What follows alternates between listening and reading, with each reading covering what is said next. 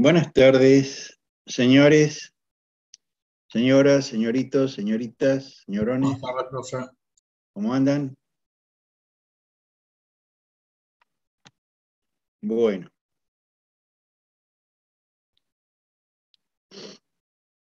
Bueno, ¿están ya preparados para mañana o no? ¿Para mañana a las 8?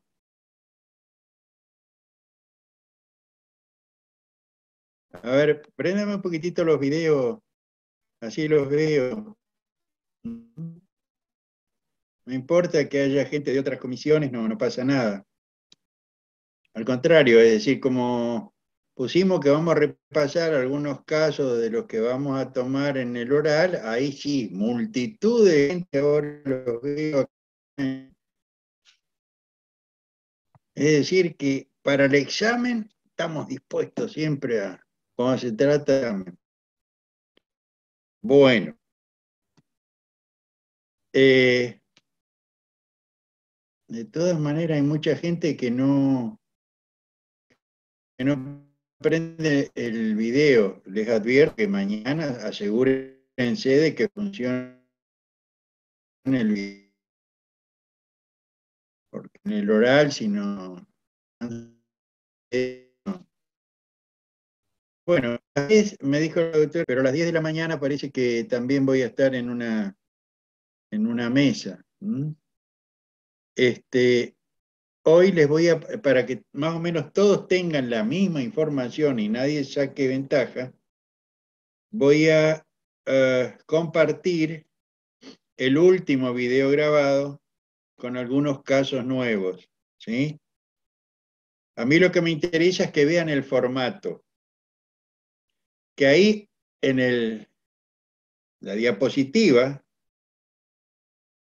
está el resumen del caso y información para que ustedes analicen y rápidamente se ubiquen en un posible diagnóstico y comenzar a hablar, digamos, desarrollar ¿eh? la presunta patología que pueda tener ese paciente, plantear algunos diagnósticos diferenciales, cómo sería el tratamiento.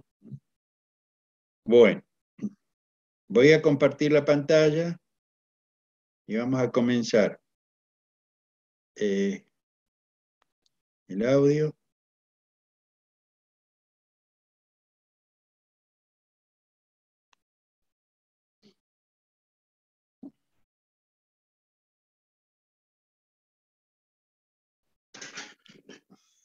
Bien, tenemos el primer caso, número 1. Voy a ver, porque tengo dos grabaciones. ¿Esta la habíamos visto ya? ¿No? ¿Sí? A ver, entonces voy a ver, voy a dejar de compartir y voy a ver esta otra. Estamos en la misma. A ver.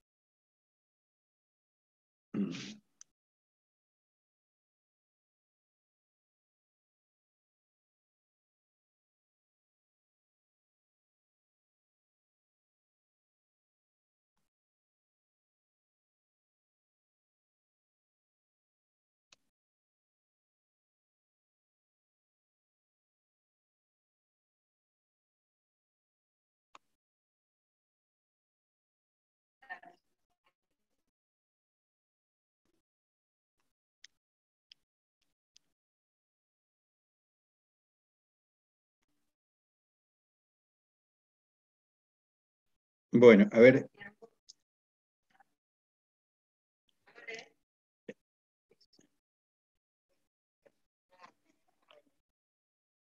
Bueno, ¿ustedes están viendo? No, no se ve. No se ve. No, no, no, no. A ver, compartir la pantalla entonces. Supongo que... ay, ¿cuál es ahora?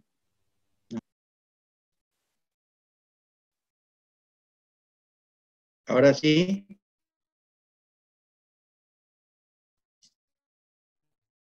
Sí.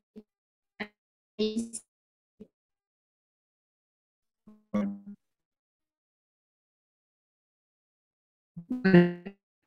Que hace un tiempo me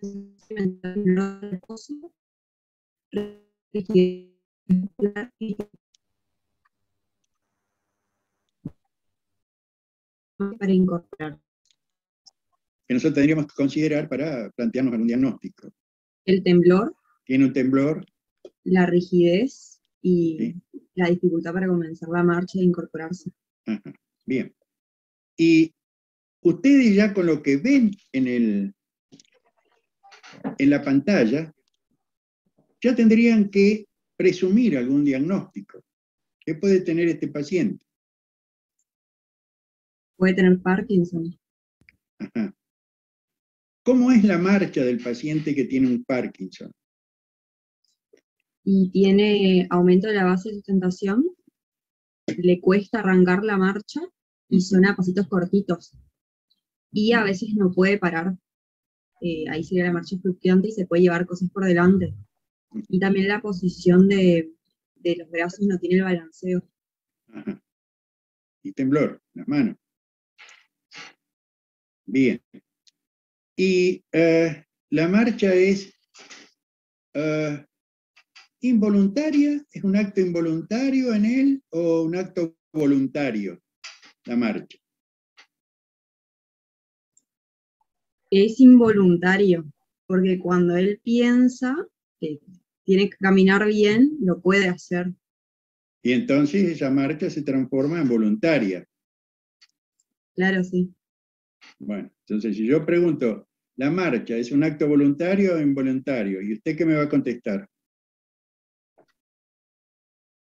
Eh, ¿Involuntario? Y si usted me dice Depende, involuntaria, entonces yo le digo, no, mire, no puedo aprobarla. depende. Ah, sí, claro, depende. Depende, porque si usted va caminando automáticamente en la vereda mirando el celular, está caminando voluntariamente, es un acto, digamos, voluntario. Pero si le sale un perro del costado que la quiere morder, tira el celular y se pone a correr. Es decir, la transforma en voluntario. Bueno, bien. ¿Y la fascia de Y estos la pacientes? fase es de póker, o sea, no tiene inexpresividad. No. Uh-huh.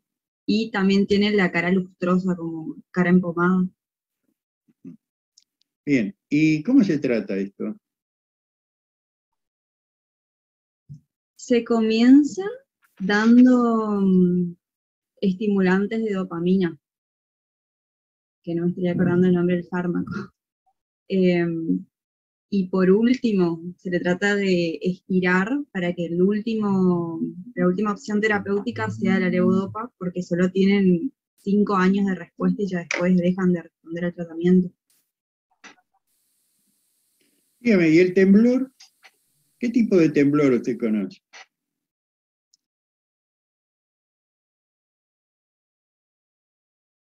¿Cómo puede ser el temblor? Y puede ser fino o grueso, y también está el temblor esencial, que eso nos hablaron en mi clase, y no sé, no me acuerdo mucho del temblor. ¿Y Pamela qué dice del temblor? ¿Pamela? Hola, profe, sí. ¿Qué puede decir usted acerca del temblor?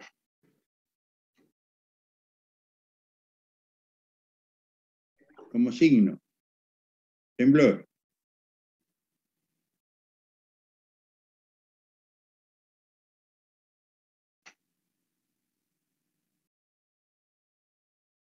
¿No?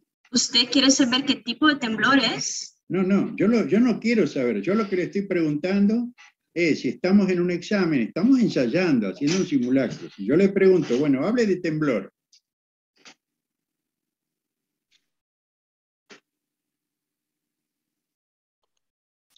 A Bueno, ver, ya Pamela, pasó. ¿dónde anda? Pamela, ¿dónde anda?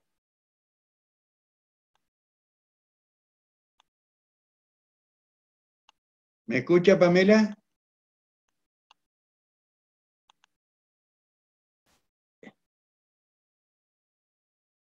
Hola, profe. Ah, no la estoy Sí, viendo. perdón, estoy acá. Bueno, entonces, ahora usted me va a hablar de temblor, porque supongo que anoche se habrá ido a estudiar, o el Sí, otro día. sí. Bueno, comente. El temblor en el Parkinson es un temblor que aparece en el reposo y No, que no, disminuye con el no, movimiento. no. El temblor en general. Hábleme de temblor. Em, Es decir, ahí estaba escuchando yo sus respuestas del práctico original cuando grabé esto, pero quedó ahí en el tintero, digamos, los tipos de sí, temblor. ¿Mm? el temblor es un movimiento involuntario Sí, que se da por lesión en la vía extrapiramidal. sí. Y ahí tenemos los movimientos que pueden aparecer, que puede ser en reposo, puede ser postural, puede ser intencional. Por ejemplo, tenemos en el reposo que se da en el Parkinson, que es el que disminuye con los movimientos y puede aumentar en el estrés. Tenemos el intencional, que ese aparece con la actividad, que también llamamos de cinético. Y tenemos el de acción o postural, que ese es que aparece al mantener una postura, por ejemplo, cuando una persona está con miedo o una abstinencia. Bueno, bien, vamos a continuar entonces. Un minuto, entonces le digo, bueno, mire, insuficiente. Y lo mismo a Costa Gabriela. A ver, Lorena, hábleme de temblor. Hola, profe, ¿me escucha? Sí, la escucho bien. ¿Tuvieron clases sobre esto, movimientos involuntarios, temblor? Sí, Sí. bueno, a ver qué recuerda. No El me digan que temblor puede están todos ser, con un Alzheimer galopante. el temblor puede ser en reposo o en actividad. En Sí. este caso, por ejemplo, es un temblor en reposo, porque el paciente, yo lo puedo evidenciar porque, por ejemplo, en el consultorio yo le pido que él agarre algo, que haga una actividad y no va a tener temblor. Pero si él está quieto y no está haciendo nada, sí va a temblar. Por ejemplo, el temblor en las manos. Es decir, el sinónimo sería temblor intencional.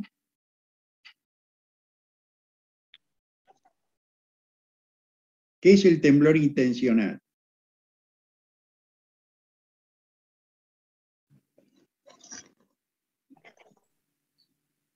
Prenda El el temblor micrófono. intencional sería cuando el paciente quiere tomar un objeto y hasta que tome el objeto no deja de temblar.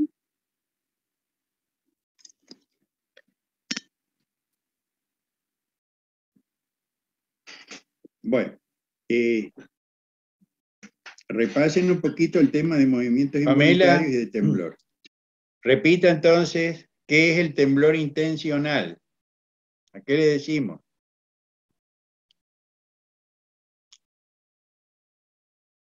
Pamela.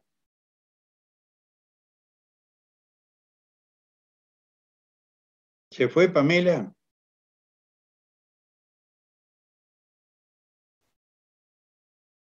Bueno. Mándele, ahí está, a ver. Bueno, repita, Pamela, ¿qué es temblor intencional? Active el micrófono.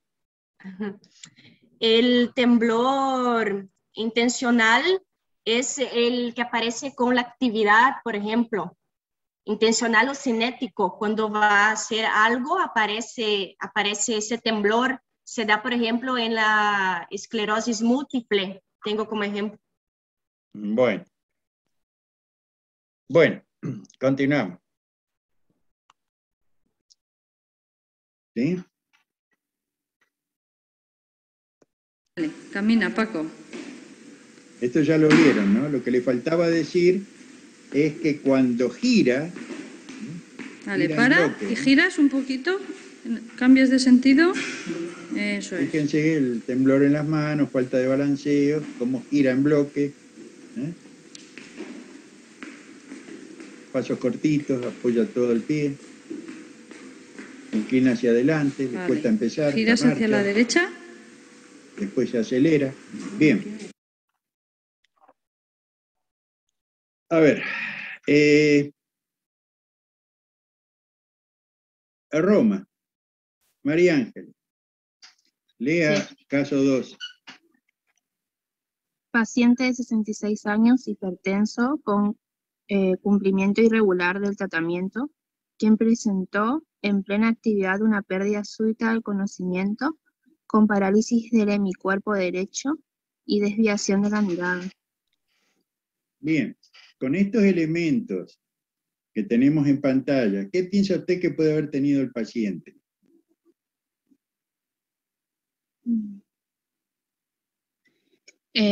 Pudo haber tenido una ACV. Un accidente cerebrovascular. Sí. ¿Y cómo pueden ser los accidentes cerebrovasculares? Isquémicos o hemorrágicos. Bien. ¿Y qué características tienen uno y otro? Características clínicas. Después vamos a hablar de la causa.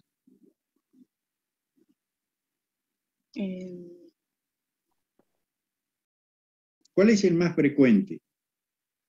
El isquémico. ¿En qué porcentaje? Más o menos, ¿no? En un 80%. Sí, 80, 85 contra 15, 20, 10, según las estadísticas. Bien, de manera que es más frecuente. En principio, el estado de conciencia, ¿puede haber alguna diferencia entre un isquémico y un hemorrágico?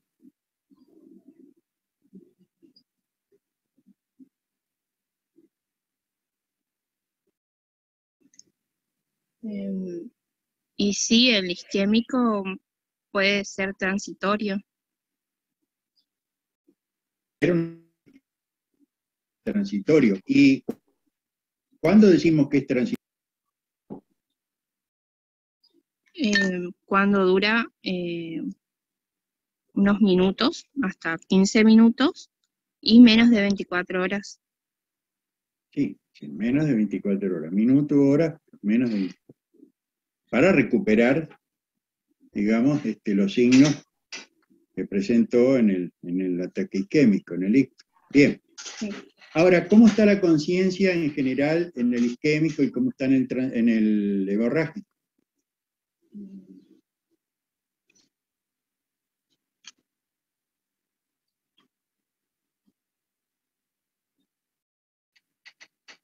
¿Alguien quiere ayudar?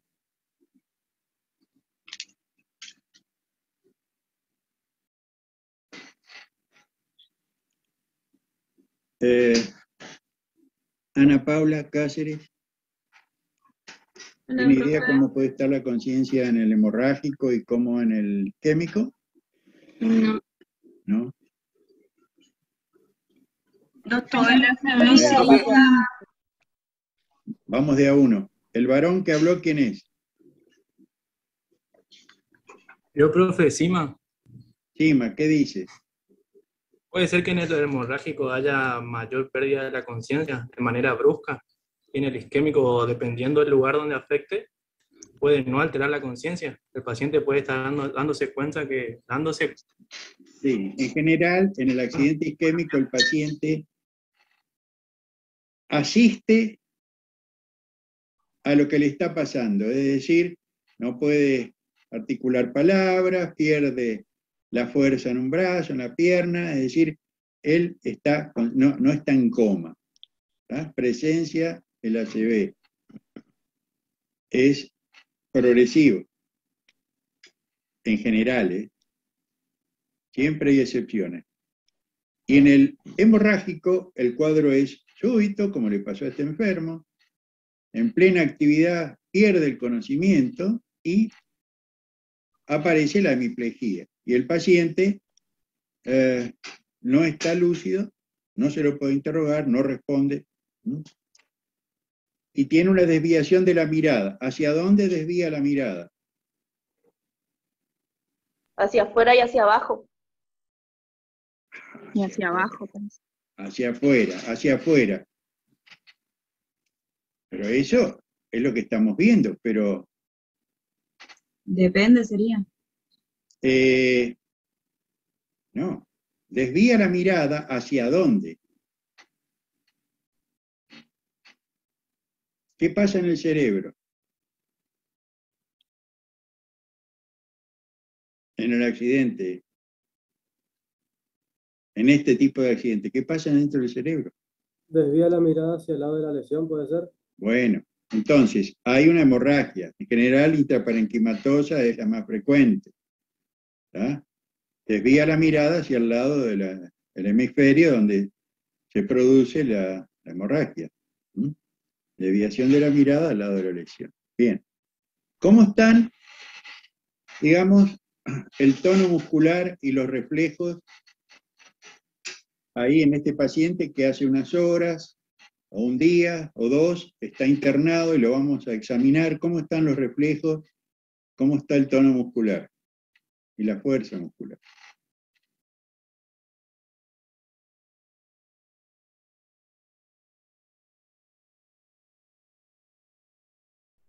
Bueno, yo voy a ir haciendo las preguntas y si no me contestan, nadie contesta en 30 segundos, vamos a seguir, porque si no, bueno, estas cosas las hemos visto, ¿eh? En este caso, estaría hipotónico en los músculos. ¿Cómo? Fuerte. Que los músculos se encuentran hipotónicos porque todavía no llegaron a pasar los 5 días para que vuelvan a ponerse hipertónicos. Sí, más o menos una semana, ¿eh? Una semana, a veces 10 días, una semana. Bueno, ¿tiene Babinski o no? El Babinski es positivo, sí, porque hay una lesión en la vía piramidal por el ACV. Bueno, la respuesta es que no es que el Babinski es positivo porque, digamos, la lesión es de la vía piramidal, ¿sí? Tiene una hemiplegia, en general parálisis del hemicuerpo, fascio brachiocular. Pero ¿por qué, por ejemplo, no tiene reflejo rotuliano y sí tiene reflejo de Babinski? ¿Qué dice Pamela?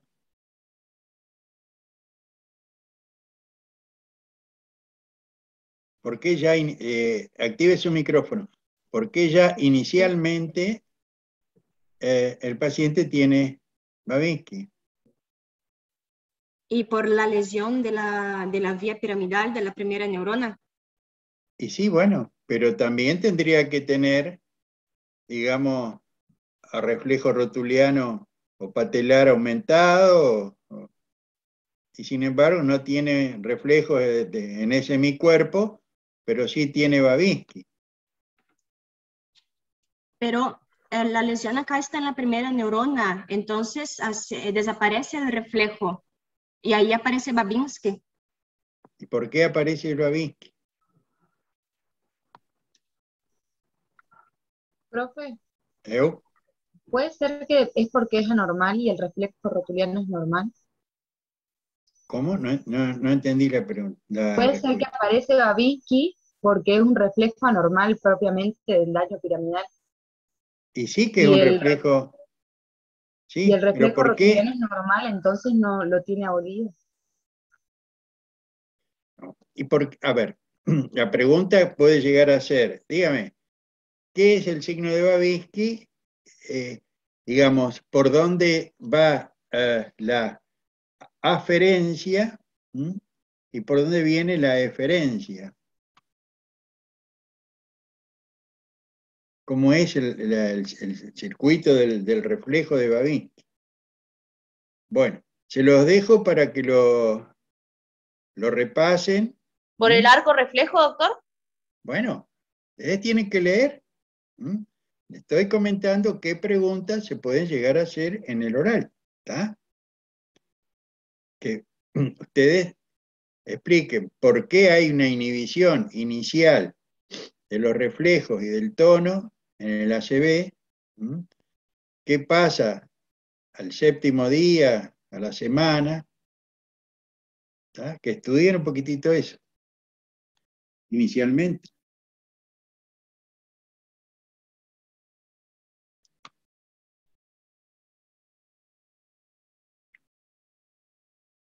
Y bueno, lean y me mandan usted entonces me manda una respuesta por, no sé, acá por el chat, después que lea un poco. O si no puede leer hoy, me manda por el Messenger. Sí, no recibí nada por Messenger. ¿Por qué tiene Babinski? ¿Por qué no tiene, por ejemplo, reflejo rotular? ¿Qué más? Bueno, ¿qué deberíamos, o qué complicaciones puede presentar un enfermo que tiene una ACV? Pero primero me van a decir dónde se localiza la hemorragia, en qué sector o en qué estructura del cerebro se puede localizar la hemorragia. ¿Qué es lo más frecuente? ¿Y cuáles son otros sitios de localización de la hemorragia? Pode ser que seja em la área motora, la área 4 y 6 de Bowman. Sí, claro, es decir, a ver, en realidad son las arterias de Charcot, las que tienen microneurisma, y en general se produce una ruptura en la extravasación de sangre secundaria a una elevación importante de la tensión arterial. Es decir, que en la crisis hipertensiva, por eso que los enfermos hipertensos tienen más posibilidades de hacer accidentes hemorrágicos. Una crisis hipertensiva con tensión arterial arriba de 200, 220 de sistólica, 110, 120 de diastólica, la hemorragia cerebral constituye el órgano blanco por el que nosotros debemos considerar ese evento, esa crisis, como una emergencia. Recuerden el concepto de órgano blanco. Otras veces no es producto, digamos, de una crisis hipertensiva tan importante, pero en general suele elevarse la tensión arterial y uno debe tratar esa hipertensión cuando la hipertensión sistólica excede los 185, se dice, milímetros de mercurio. ¿Y para eso qué usaríamos? ¿Qué droga usaríamos? Y la tensión arterial, por ejemplo, está en 190, 200. ¿Recuerdan? Es bloqueante de los canales de calcio, puede ser, nifedipino, verapamil, alguna cosa así. Hay una droga de elección. ¿Nitroprusiato puede ser? Y el nitroprusiato no es lo de elección, es lo que podemos llegar a tener a mano, pero... ¿Carvedilol también puede ser o no para emergencia? No, obetalol, 20 miligramos cada 5 minutos. Puede llegar a completar 100 miligramos. Bueno, hay que leer. Bueno, yo ya no les voy a decir más porque si no, ustedes no van a ir a no van a ir a estudiar. Yo hago las preguntas y ustedes tienen que... ¿Qué otra cosa podemos recomendar para un paciente en este estado? ¿Qué otro tratamiento? ¿Qué otra propuesta? Bueno, evidentemente, si no lo saben, bueno, tienen que ir a ponerse a leer, ¿no es cierto? Pero habíamos hablado de la importancia de la sedación. Estos pacientes tendrían que de alguna manera evitar los estímulos. Hay quienes proponen, digamos, métodos La sedación, profe. de sedación, ¿sí? Analgesia y sedación. Es decir, el enfermo puede tener distintos niveles de conciencia y puede recuperar, pero los estímulos le llegan. Y después los cuidados, es decir, cuidado de las escaras, fundamentalmente. En la posición conviene, digamos, tenerlos a 30 grados.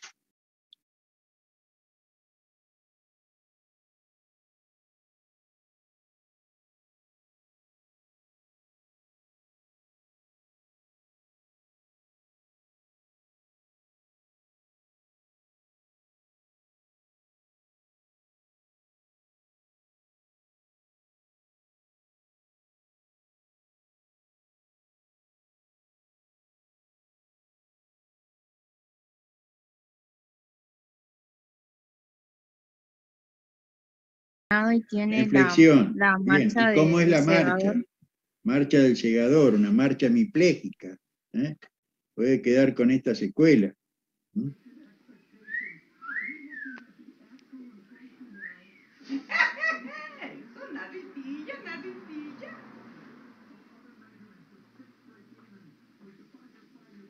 Bueno.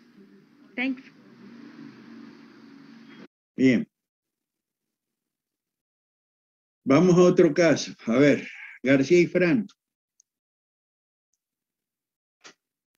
Sí, profe, ¿le leo? Sí, caso 3.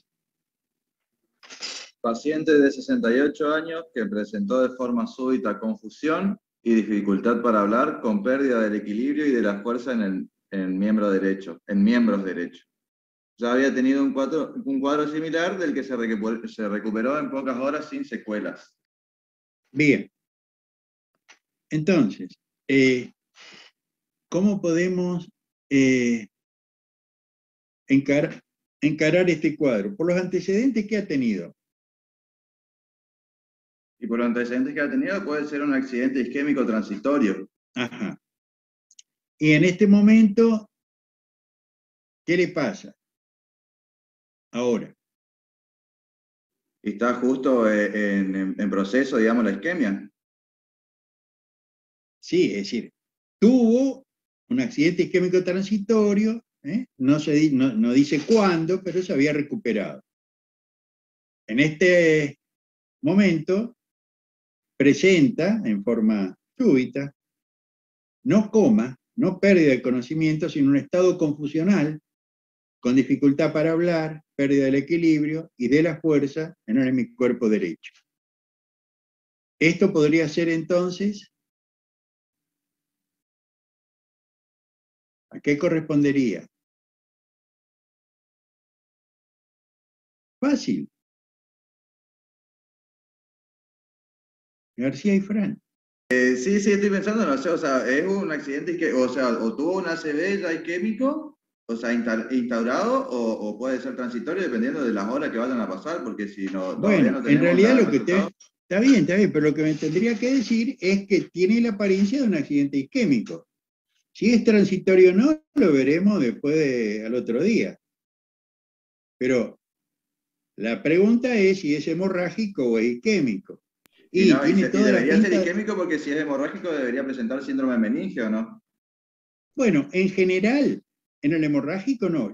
A ver, quedó en el tintero la pregunta. En el hemorrágico, las arterias lentículo-estriadas, arteria de Charcot, cápsula interna. Ese es el sitio con mayor frecuencia se producen las hemorragias, digamos, en los pacientes hipertensos.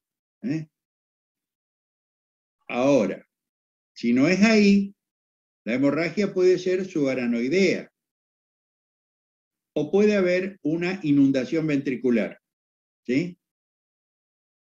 Pero hay, en general, pérdida del conocimiento. El paciente está en coma, en general. En este caso, la paciente no está en coma, tiene confusión, tiene disartria, tiene dificultad para expresarse, tiene disminución de fuerza. Le hacemos una escala de NIS, y seguramente va a tener un puntaje relativamente más alto que un hemorrágico. Ahora lo que tenemos que pensar es, sí, además por el antecedente, que ya tuvo un isquémico, es muy probable que este también sea isquémico. Todos esos elementos nos hacen pensar en un isquémico.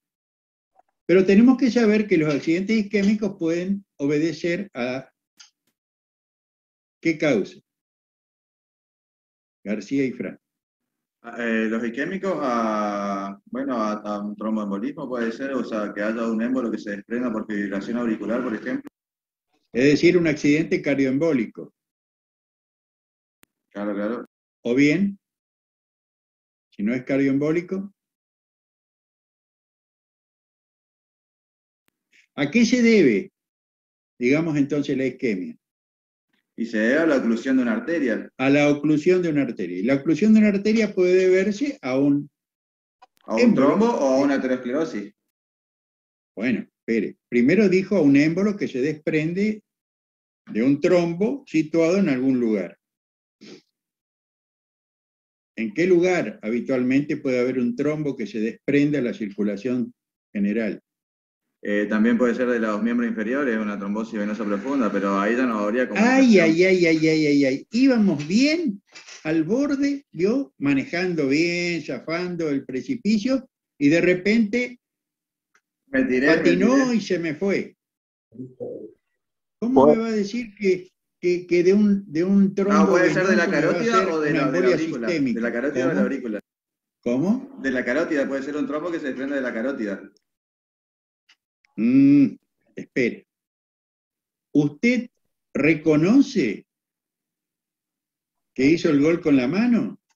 Sí, no, obviamente. Bueno, que no ahora, le doy una posibilidad, le doy una posibilidad.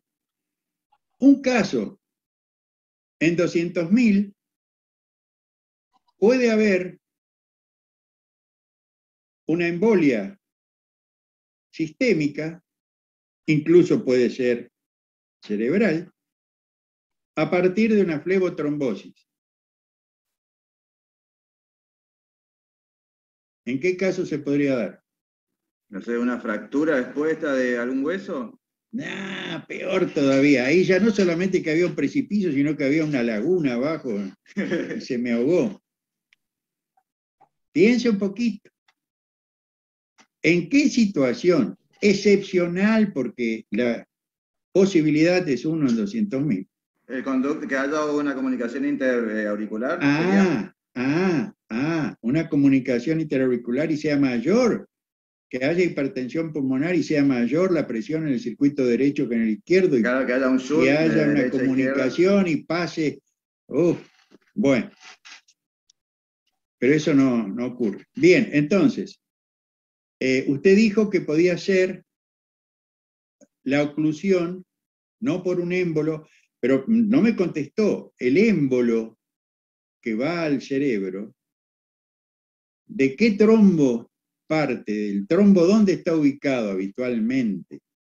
Y puede ser de la carótida interna. No es el trombo en la carótida. Usted lo dijo al principio de todo, cuando empezó a hablar, habló de una arritmia. Desde el ventrículo, desde el ventrículo izquierdo sería. Bueno, o sea, que esté sobre la válvula aórtica, o que haya una vegetación ahí, que sea un émbolo séptico, una vegetación que se desprenda. Bueno, no, pero ahí en ese caso ya no es un ACV isquémico. Ahí me puede dar un absceso cerebral, una vegetación. Pero es fácil. Usted habla de un trombo, el trombo es sangre, ¿no? Y el trombo adherido habitualmente en el ventrículo, es más difícil, mucho más difícil. ¿Dónde aparecen trombos en los pacientes que tienen una fibrilación auricular? ¿Puede ser en las válvulas? Fue la de la aurícula izquierda. Sí, sí, sí. Y bueno. Bueno, pero al principio le había dicho desde la aurícula un trombo y ahí empezamos con toda la vuelta que quedé patinando ahí, que caía al precipicio y... Sí, pero usted no me dijo la aurícula. Pero desde el principio le había Usted dicho no me que dijo... podía ser por un trombo que salía desde la aurícula izquierda, digamos, que era una trombosis desde ahí, desde una fibrilación auricular, digamos, de origen. Sí, sí, ahora la quiere arreglar. ¡Ah, profe! No. Bueno, y me habló de la carótida, me habló de... ¿Y qué pasa en la carótida? ¿Por qué se puede haber un accidente isquémico? ¿Qué problema puede haber en la carótida? Aterosclerosis. Una placa de ateroma. ¿Eh? Y ahí se forma un trombo, digamos un trombo, y eso ocluye. Bien. Dígame, y en un accidente isquémico, si yo le hago una tomografía, empieza a las 12 del mediodía y a la 1 lo llevan al tomógrafo y le hago una tomografía, ¿qué puedo encontrar? Y puede capaz de encontrar una zona hipodensa que va a ser por la zona de penumbra, digamos, que es la zona isquémica. No, en general antes de las 2 o 3 horas no hay evidencia, digamos, de infarto isquémico. Hay sutiles signos que puede un radiólogo experimentado presumir, pero en realidad la importancia del ataque en el primer momento, ¿cuál es? Para descartar de que sea hemorrágico. Diferencia. Descartar que sea hemorrágico. ¿Y para qué descartar que sea hemorrágico? ¿Para hacer qué cosa? Porque se puede llegar a hacer un hematoma subdural. No. Necesito descartar que sea hemorrágico para iniciar qué cosa. Antes de las 3 horas. El tratamiento. Usted me dice anticoagulación y no es lo mismo anticoagulación que administrar fibrinolítico. Bueno, ojo, tienen que empezar a expresarse con propiedad y entendiendo el concepto de lo que quieren decir. ¿Qué hace un anticoagulante y qué hace un fibrinolítico? Pregunta, ¿no? Y el fibrinolítico va a disolver el trombo y el anticoagulante va a ¿y qué impedir que se fibrinolítico forme. usamos? ¿Qué fibrinolítico usamos en este caso?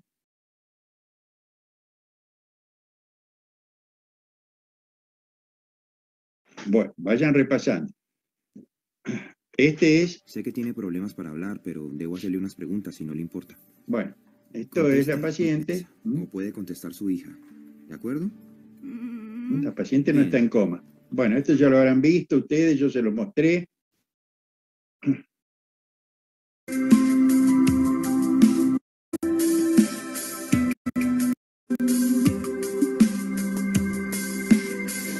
Esto es una ecografía carotídea. Y ahí está la placa de ateroma. Esto puede originar un trombo a este nivel y oclusión. En general, pregunta ¿dónde se forman? Si hay algún lugar, digamos, en la trayectoria de las carótidas, donde es más probable que aparezcan placas de ateroma en los pacientes con arteriosclerosis. Bien, a ver otra.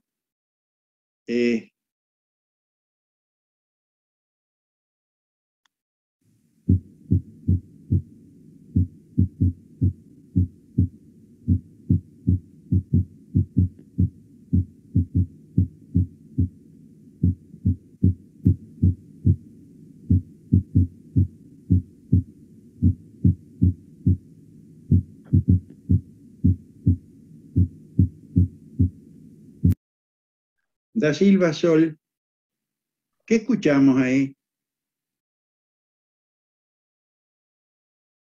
Da Silva, Sol.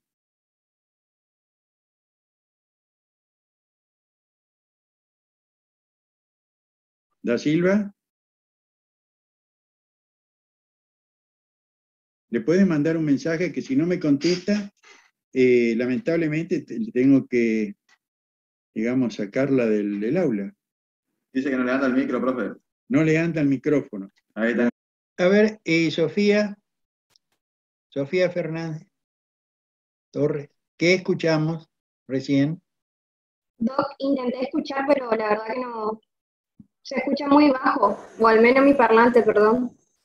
A ver, voy a volver para atrás. Sol. No, voy a volver un poquito para atrás.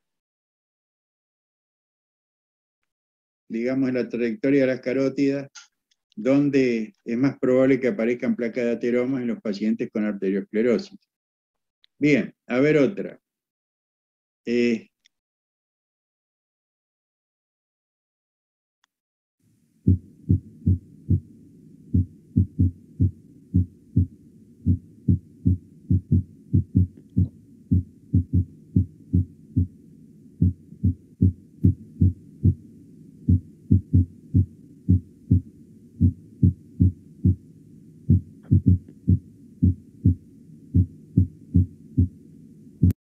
¿No? Da Silva Sol. Sofía, ¿no? ¿No escuchó? No. Pues se nota que no está circulando bien. La respuesta yo le diría que en la bifurcación, donde normalmente se instalan los trombos. Está bien, eso es correcto. La auscultación, a ver, Denise, Centurión, ¿qué auscultamos? ¿Puede ser un soplo, doctor? No, esto tienen que aprender a reconocerlo. Lamentablemente no pudimos ir al hospital a ver pacientes, incluso tener la posibilidad de que el paciente tenga esta arritmia. Pero esto se detecta fácilmente tomando el pulso y escuchando los latidos cardíacos. Esto es justamente la FA. Fibrilación Una auricular. FA, claro, la fibrilación auricular. Usted no encuentra un ritmo de base, es una arritmia completa. No le encuentro yo una cadencia, un ritmo de base. Los ruidos caen en cualquier lado. Bien, y esto tiene una traducción electrocardiográfica. ¿Qué escuchamos ahí?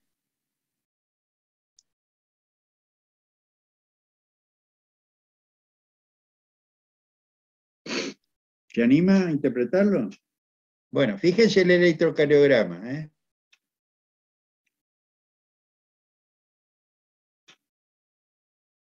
Una tira larga de D2. No, Si no tiene onda P. No hay onda P. Sin onda P. Y los RR son todos desiguales.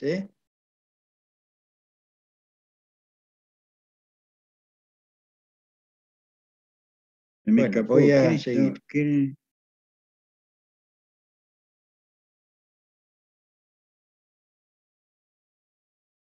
O en una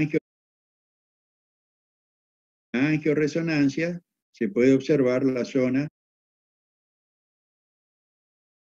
Se puede ver en alguna zona una especie de flúter, es decir, entonces se llama cuando hay alternancia entre ausencia de onda P o onda de fibrilación y onda de flúter, un fibrilo aleteo.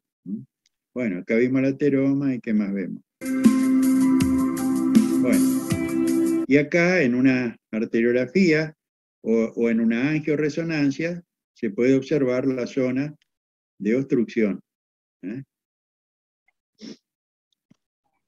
Bien, a ver, ¿con quién seguimos? Rodríguez, Tami.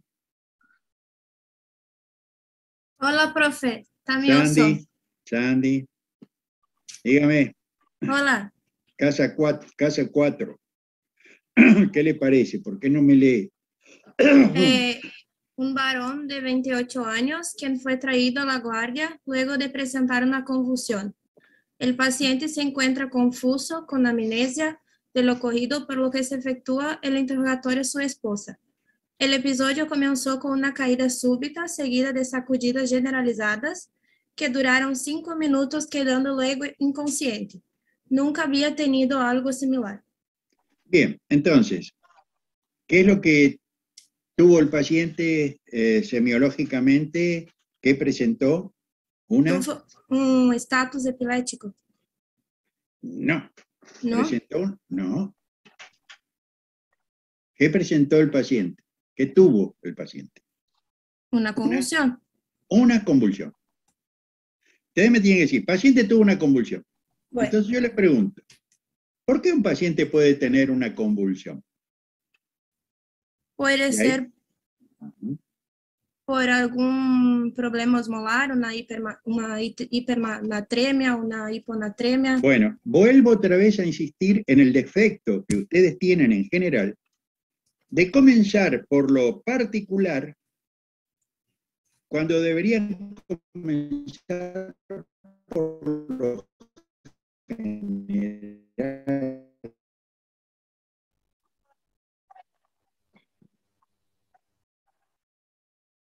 De costumbre a organizar el conocimiento desde lo más general a lo particular. Entonces, usted me tiene que contar que las convulsiones, ¿por qué se me fue?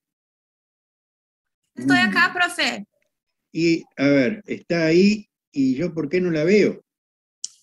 Porque mi mamá fica quedando acá, pero estoy acá. No, está bien, pero yo tendría que ver el recuadro amarillo cuando ustedes hablan y no. No, estoy acá. ¿Camila? ¿Quién me está contestando? Sandy, profe, Rodríguez. Sandy está arriba. Bueno, ahora sí la veo a Sandy. Sí, estoy la acá. Veo. Sí, pero ustedes no se preocupen, no se asusten, no tengan vergüenza de no saber, es decir. Entonces, diríamos que las convulsiones pueden tener una causa o pueden no tener causa. Si una convulsión no se conoce la causa, no tiene causa conocida, por más que yo investigue, no tiene causa conocida. A eso le llamamos crisis epiléptica. Cuando se conoce la causa de la convulsión, le llamamos crisis convulsiva. ¿Está? Bueno. Entonces, las crisis convulsivas pueden ser epilepsia, pueden ser convulsiones por enfermedades orgánicas, o pueden ser convulsiones por enfermedades metabólicas o tóxicas. Yo en el examen le voy a decir, bueno, ¿cuándo decimos que la convulsión es una epilepsia? Bueno, cuando no hay una causa conocida. Y generalmente es una enfermedad que dura toda la vida, se puede tratar, por supuesto, puede haber periodos larguísimos sin síntomas. En general, la primera convulsión comienza a los 17 años, 16, 17. Tiene unas características muy particulares y pueden ser motoras o no motoras. Es decir, puede no manifestarse esa descarga eléctrica, digamos, producida en la corteza cerebral, puede no manifestarse como un síntoma motor, sino como trastornos sensitivos, sensoriales, autonómicos, sensaciones, y son las llamadas epilepsias temporales o crisis de ausencia. Ahora, podemos decir que las convulsiones pueden ser localizadas o generalizadas. Hace poquito vimos el tema con un PowerPoint del doctor San Agustín. Bien, en este caso, ¿en qué podemos pensar? Un varón de 28 años.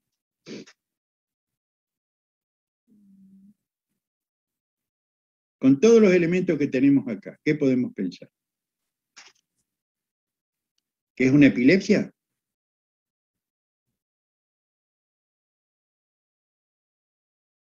Vamos. No, Sandy. creo que no, porque está muy Con 28 años ya tenía una convulsión Claro, antes. porque la primera convulsión lo tiene a los 28 años. Lo primero que voy a pensar es que esto no es una epilepsia, porque tendría que tener antecedentes, convulsiones previas que comenzaron. Bien. Sí. ¿Cómo se llama este estado después de la crisis? Okay. Estupor.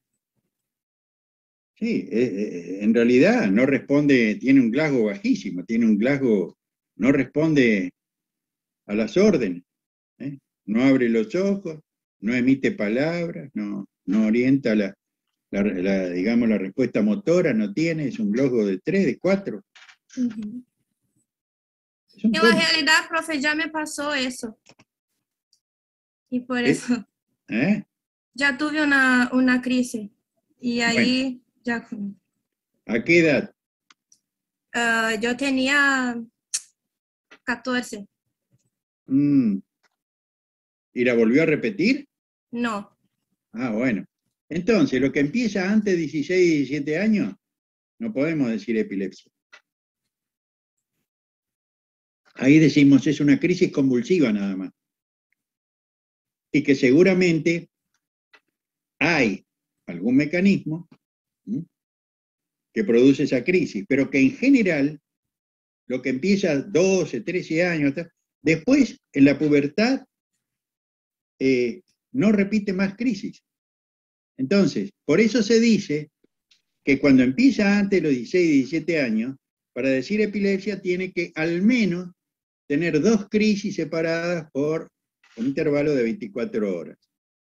¿Ah? Eso lo leyeron en los libros, seguro. Bueno, esto es un estado posictal, un coma posictal, del cual se va recuperando. Fíjense que ahí sí ya empieza a responder, a abrir los ojos cuando le piden, a los 5 minutos, empieza a tener respuesta, ¿ves? Le dice pap y abre los ojos. Ahora, se dice que un Glasgow de 3 prácticamente es mortal.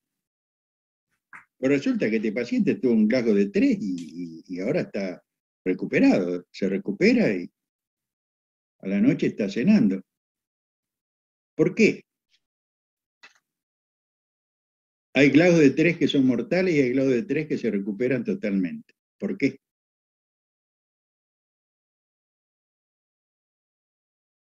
Depende de la causa.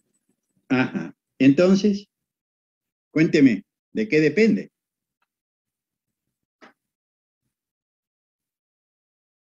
¿Qué causas y qué causas?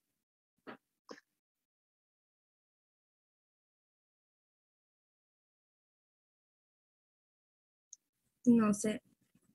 Bueno, el Glasgow se aplica como pronóstico solamente en los comas estructurales, es decir, aquellos que reconocen algo orgánico que esté produciendo el coma. Inicialmente fue estudiado en Glasgow, Escocia, hace mucho tiempo, en los traumatizados de cráneo grave. En aquellos pacientes con traumatismo de cráneo que tenían hematomas extradurales o sudurales. Y el Glasgow permitía hacer un pronóstico. Si tenía un Glasgow de 3, prácticamente no se salvaba. Un Glasgow de 15, ese paciente, digamos, era poco probable, un Glasgow de 15, después de las 24 horas de ocurrido un accidente, era muy improbable, prácticamente imposible, que tuviera una lesión intraparenquimatosa o sudural o extradural que tendría que ser tratada quirúrgicamente. Entonces servía para ver la evolución del paciente con el transcurso de las horas y hacer un pronóstico. Después se aplicó a otras enfermedades orgánicas, como por ejemplo tumores cerebrales, abscesos cerebrales, que podían producir coma, alteraciones de la conciencia. ¿Para qué? y para hacer un pronóstico y un seguimiento, para tener un lenguaje común en medicina, explorando la respuesta ocular, la respuesta verbal y la respuesta motora. Pero los comas metabólicos, los comas tóxicos, no es aplicable el Glasgow para hacer pronóstico. Solamente sirve para ver un poco la evolución. Este paciente tenía un Glasgow de 3 y después cuando se baja del auto a los 5 o 6 minutos tenía un Glasgow ya de 9 o de 10 y seguramente a la noche ya tenía un Glasgow de 15. Volvía a la normalidad. Bien, y hacemos una, como tiene 28 años, pensamos que puede ser algo orgánico. Pedimos una tomografía. ¿Y qué vemos? Recuerdan, yo les mostré este caso.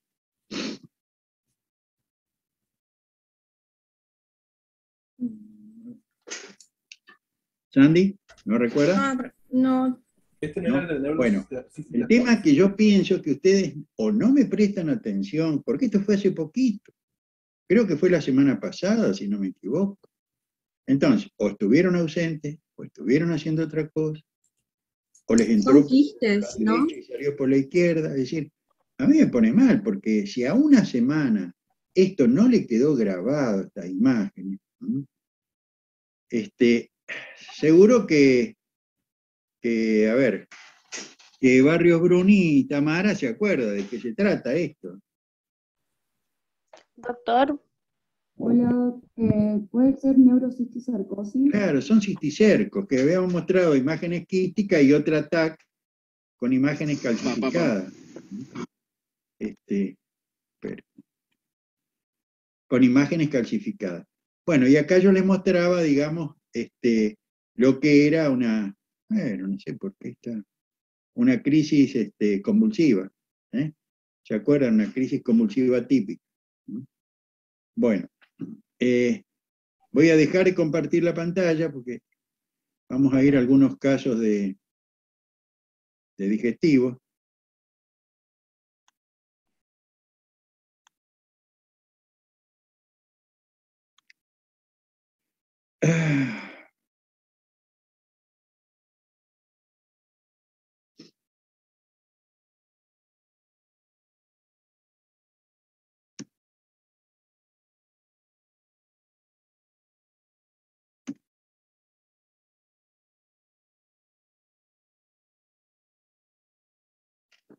A ver.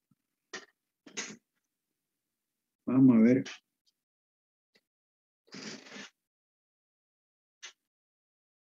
¿Alguien quiere participar o lo llamo yo? ¿Cómo es la cosa? No, doctor. ¿Eh? Yo, Pamela. Ah, no, Pamela, usted quiere estar en todas. No, tiene que... No, Pamela. A ver, me extraña que tiene que ser Pamela, que no es alumna de mis comisiones, para participar. Y lo de Pasterra Costa, ¿qué dice? ¿Cómo, profe? Y, cuénteme. Caso 31. Paciente de 60 años que ingresó a la guardia a las 12 horas, hipotensa, 80-50, y taquicardia con 130 latidos por minuto, con piel pálida y fría. Hace unas horas presentó abundante vómito oscuro, es la primera vez que le ocurre, y tiene antecedentes de dolor postprandial a larga data. En la guardia tuvo una deposición negra alquitranada. Bueno, yo le digo, bueno, cuénteme de este caso, qué es lo que usted piensa, qué haría, despláyese. Bueno, primero que nada, la paciente está en shock, hipovolémico. Perdón, no entendí muy bien. ¿Me puede repetir? Que primero que nada por la hipotensión y la taquicardia tiene hipovolemia. Tiene hipovolemia. ¿Usted no quiere agregarle un apellido a la hipovolemia? O un nombre, mejor dicho.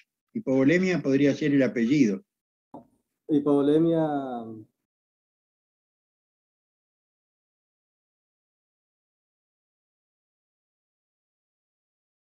¿Qué es la? Espere, vamos por partes. ¿Qué es la hipovolemia? la hipovolemia es la disminución del volumen sanguíneo. ¿Y cuánto es el volumen sanguíneo? De 4 litros en un adulto. Entonces depende. Depende si es un niño, depende si es un adulto. Va a oscilar en el adulto alrededor de 5 litros, se dice, ¿no? Es una curva de Gauss, es estadístico.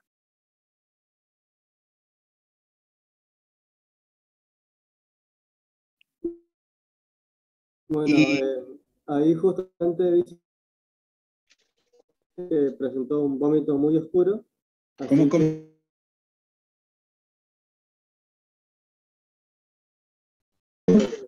Que dice que presentó un vómito muy oscuro. Sí, entonces. Eso podría ser justamente una hematemesis y después justamente tuvo melena. Ajá. Así que puede tener directamente una hemorragia, la cual es digestiva alta, pero también pasó por todo el colon y se volvió melena. Pasó toda la parte digestiva.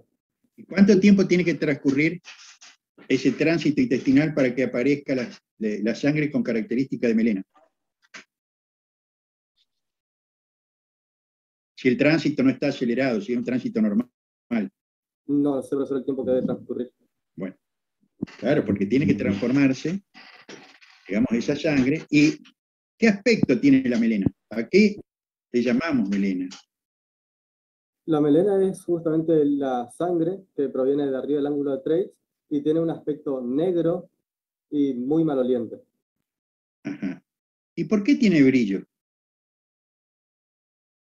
El brillo debería darse por la grasa directamente.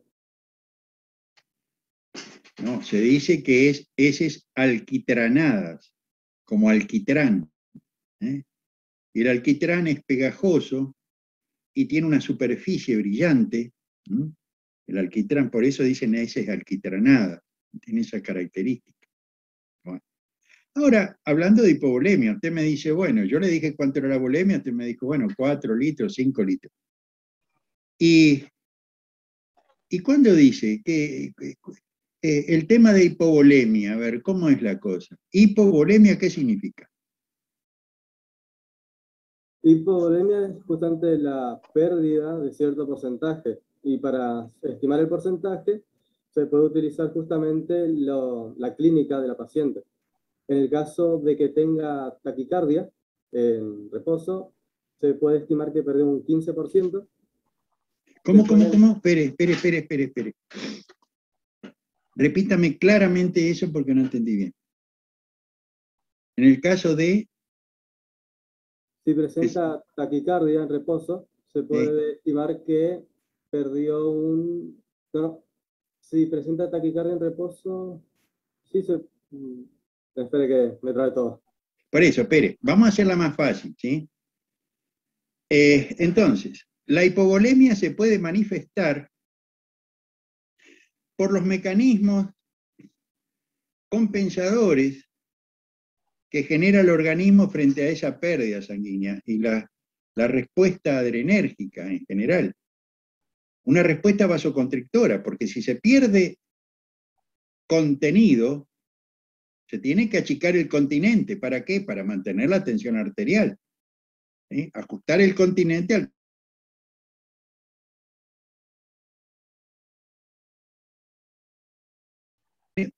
Entonces, de acuerdo a la cantidad que se ha perdido,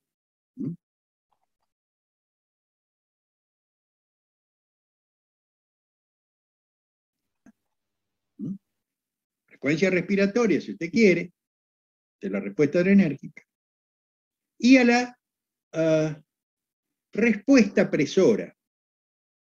¿Qué pasa con la presión cuando un individuo está en decúbito? ¿Qué pasa si lo siento al paciente o lo paro o lo siento? ¿Qué pasa con esa presión arterial? ¿Se mantiene o no se mantiene? Entonces, de acuerdo a eso, yo puedo estipular la pérdida. Ahora bien, en esta paciente, usted no le puso el nombre al apellido hipovolemia. Porque hipovolemia es el apellido como García, como López, pero hay un Juan Antonio García que lo identifica como persona de los otros García. En la hipovolemia también hay un nombre, ¿sí?, o un agregado al apellido ese, hipovolemia, que dice más de esa entidad. En este caso. En este caso sería un shock hipovolémico. Sí, un shock hipovolémico. Ah, no es una hipovolemia cualquiera. Es un shock hipovolémico. ¿Por qué? Porque ha perdido tanta sangre que ya directamente no puede llegar a perfundir. No, bueno, pero ¿por qué usted me dice que es un shock?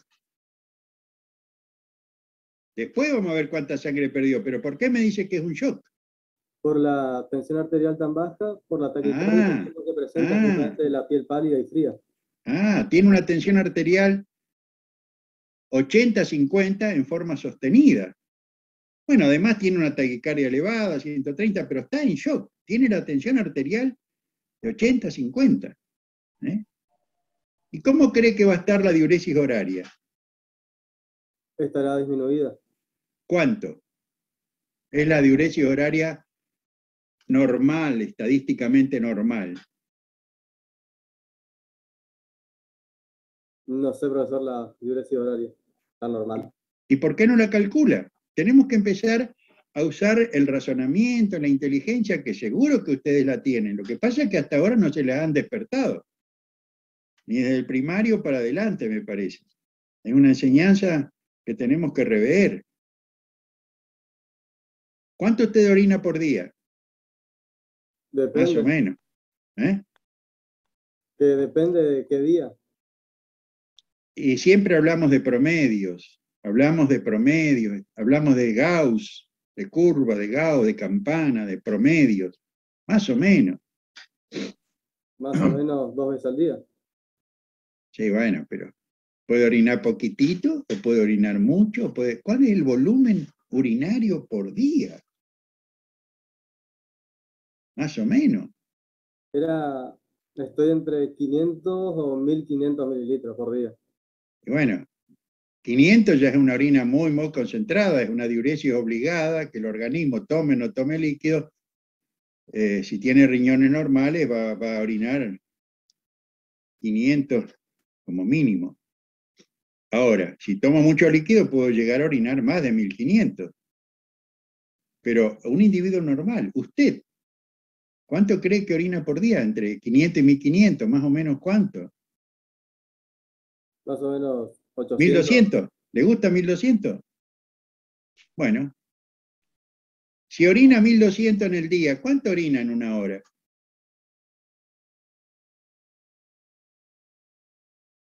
500. 50 ¿Cuánto? mililitros más o menos. ¿Cuánto? 50 mililitros más o menos. 50 mililitros. 60. Bien, esa es la diuresis horaria. Y la orina está continuamente fabricando y, digamos, se acumula en la vejiga y cuando tiene distensión en la vejiga, orina. Pero se están produciendo 60 mililitros por hora. ¿Qué pasa en el shock? En el shock disminuye, ya que hay vasoconstricción para mantener la volemia. En el shock disminuye. Entonces, el objetivo terapéutico en el shock es tratar de restablecer la diuresis horaria. Por eso colocamos una sonda vesical. ¿Cuál es el otro objetivo en el shock? Mantener la tensión arterial por encima de 80. Y podemos hacer un monitoreo continuo de la presión arterial con una vía intraarterial. ¿Y cuál es el otro objetivo? Mantener un volumen circulatorio adecuado. ¿Cómo lo vamos a monitorear a ese volumen circulatorio? ¿De qué manera? Además del control de la diuresis horaria y la tensión arterial, una medición más directa que nos da una idea del volumen circulatorio. ¿Cuál puede ser? Podría ser la presión venosa central. Sí, señor, la presión venosa central que tratamos de reponer líquidos para establecer una presión venosa mayor de 5 centímetros.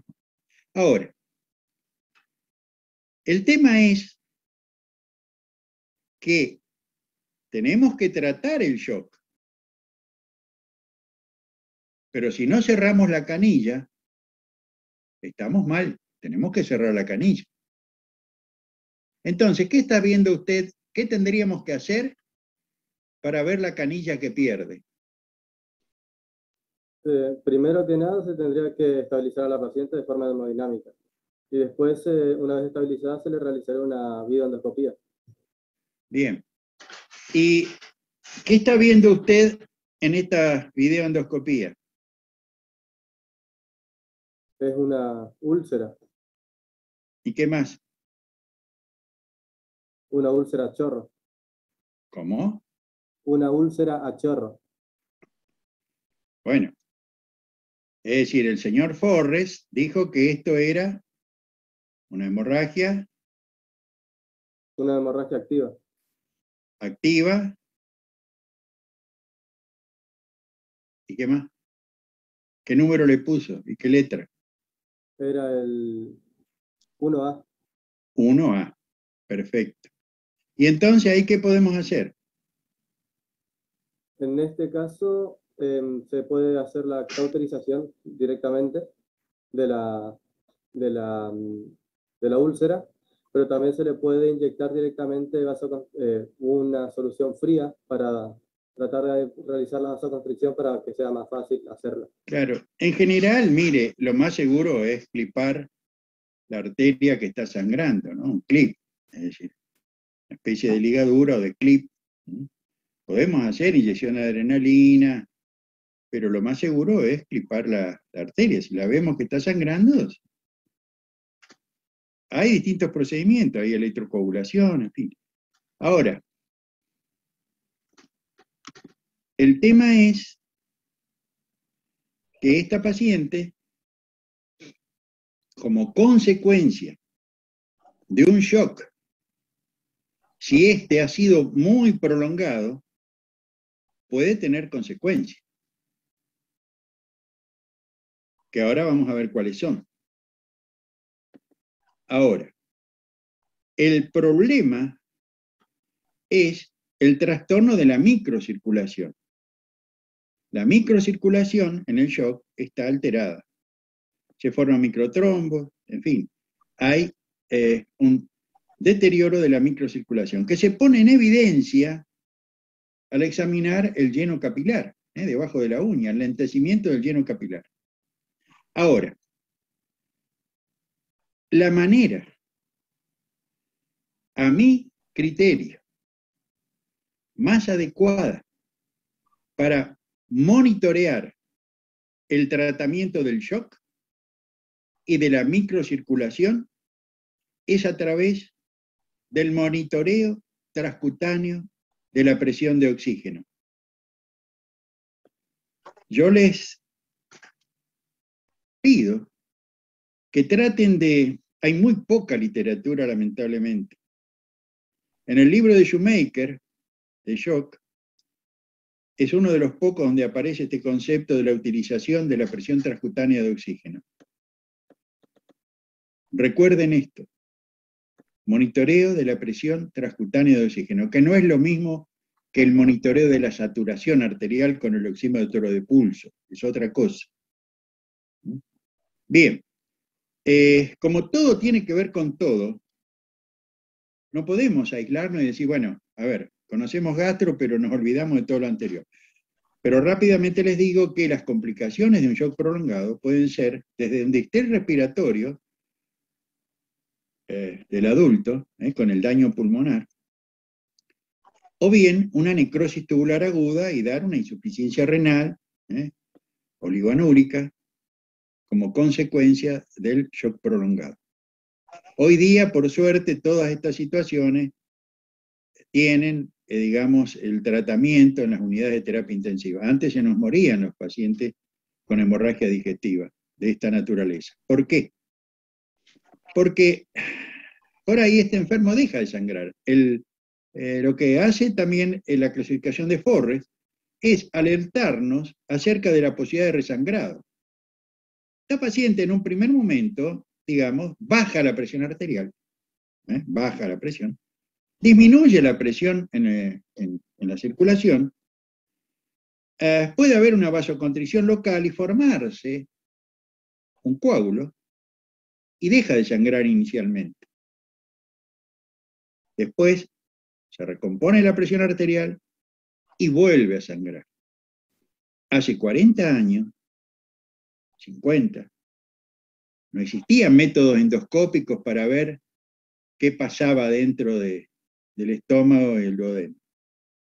Entonces, el paciente sangraba, tenía hematemesis, tenía melena, y la presión bajaba, pero después el paciente dejaba de sangrar, le hacíamos líquido, por ahí una transfusión, y parecía que el enfermo estaba mejor, y lo íbamos a dar de alta, tácate, otra vez empezaba sangre por nasogástrica, vuelta a sangrar, vuelta a darle transfusión, se repetía la misma cosa, dejaba de sangrar, y recién cuando recibía, qué sé yo, 3 litros de sangre,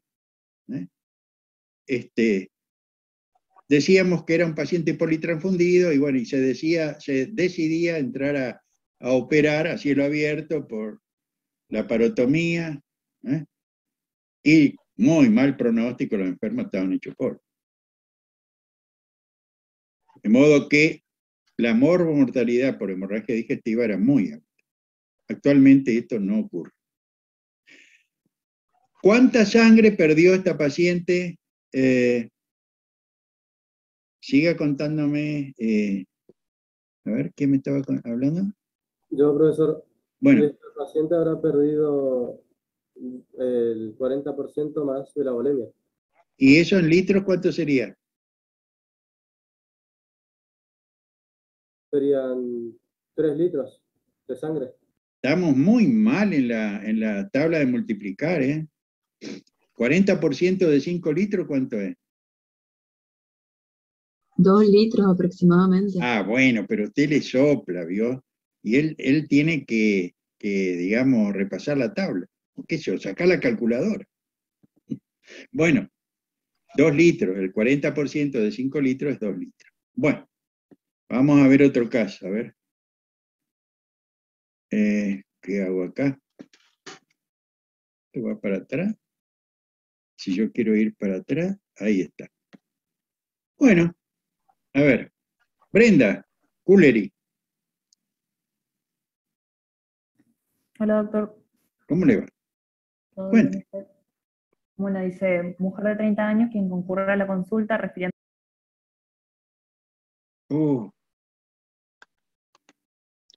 Hice lío.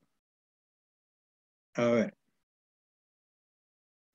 Hoy vamos a comenzar un nuevo práctico. Esperen que hice bastante lío acá. Voy a dejar de compartir.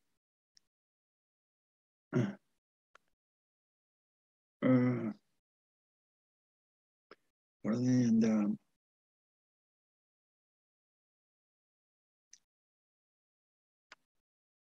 No.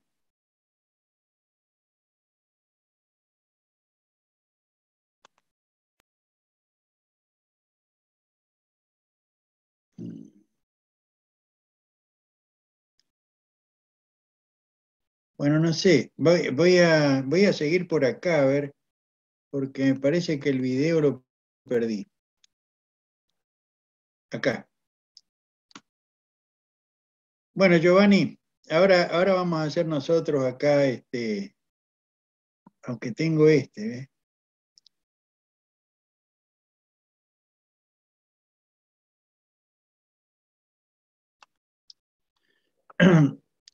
Cuénteme un poquitito acerca de esta paciente.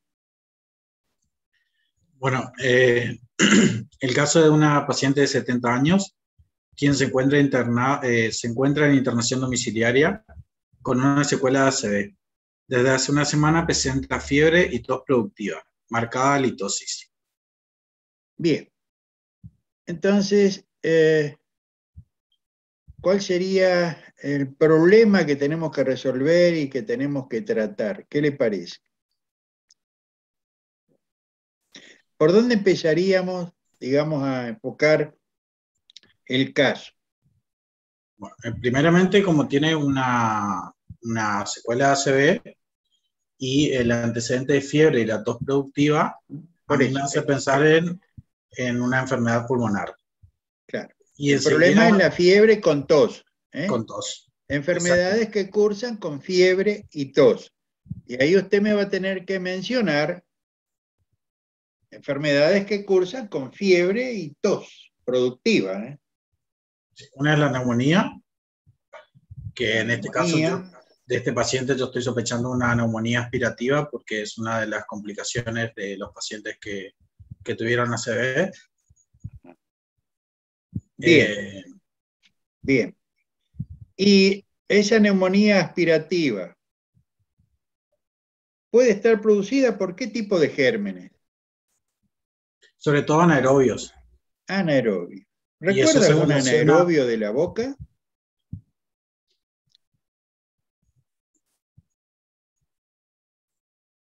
No, doctor, la verdad que no me acuerdo. Bueno, no importa. Sí, pero seguro que usted después va a ir esta noche a leer anaerobios de la boca y va a encontrar que hay peptococos. ¿Mm? Bien. ¿Y qué puede pasar, digamos, con esta neumonía aspirativa? Usted le pide una placa de Tora y encuentra un infiltrado, una condensación. Es ¿Qué común puede pasar? la absedación. La absedación, muy bien, se puede absedar. Una neumonía necrotizante por anaerobios que se abseda. Y va a eliminar, digamos, el contenido del absceso, pus achocolatado, es decir, pus y sangre. ¿Y qué característica va a tener esa expectoración? Va a ser una vómica, doctor. En una vez se expulsa todo el contenido del absceso. Y a veces no. A veces no se expulsa de un solo golpe de tos, sino que se va drenando paulatinamente. Puede suceder que se expulse una gran cantidad en un solo golpe de tos y eso constituye una vómica. Pero esto puede drenarse, digamos, varios episodios, tos y expectoración. Pero, ¿qué característica va a tener organoléptica?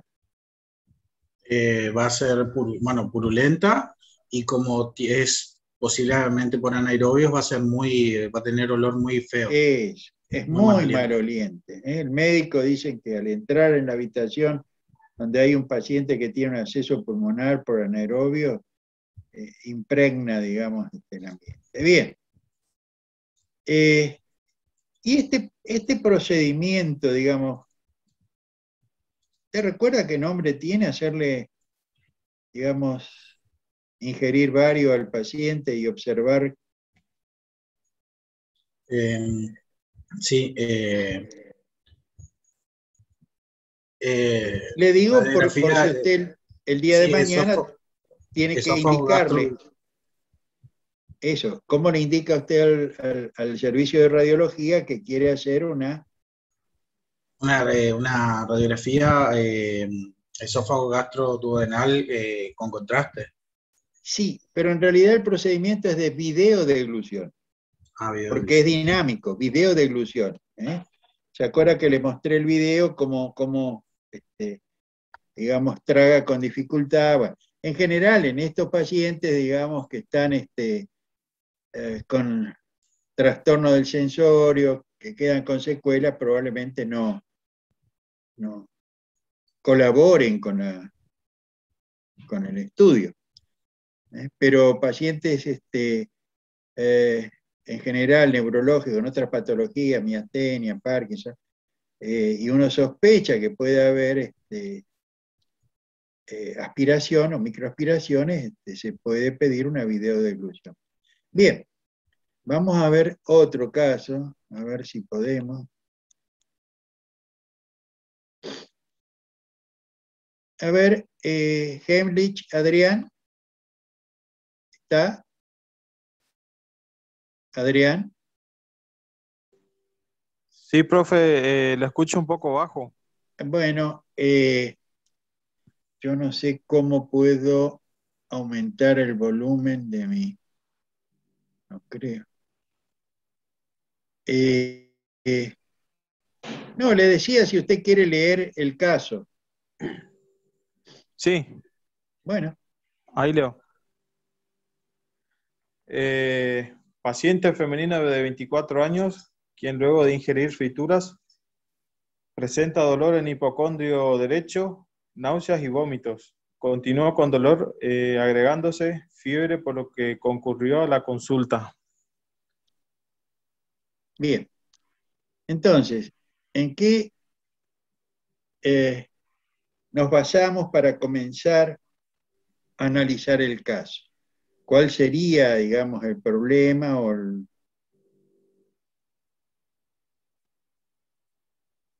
Dos cosas, dos detalles, tendríamos que decir. Dos síntomas. Elija dos síntomas ahí para después pensar en causas que pueden producir esos dos síntomas.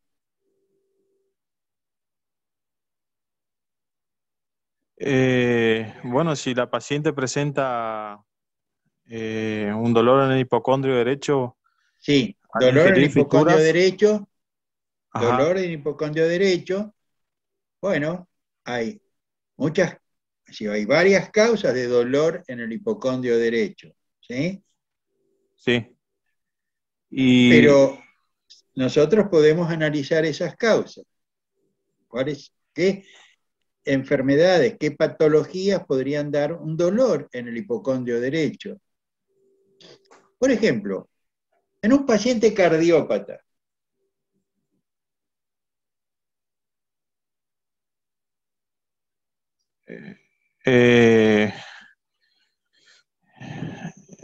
y lo que yo pensaría, si tiene, puede ser alguna patología de las vías biliares o vesícula biliar. En un paciente cardiópata, es decir, un dolor en hipocondrio derecho de causa cardíaca.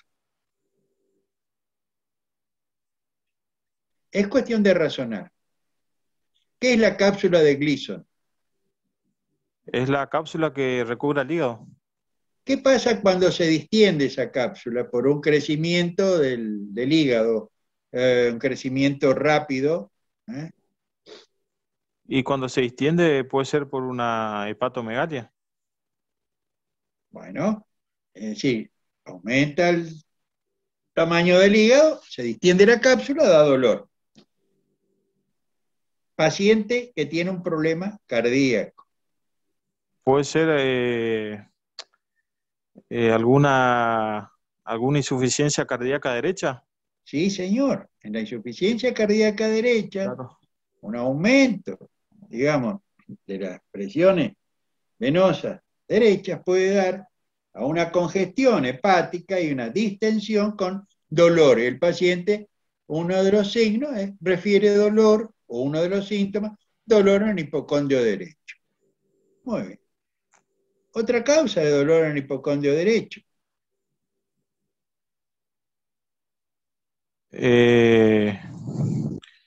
Colecistitis, colelitiasis puede ser. Bueno, puede alguna ser una perforación también de víscera. Puede ser una colecistitis. ¿Qué otra causa de dolor en hipocondrio derecho?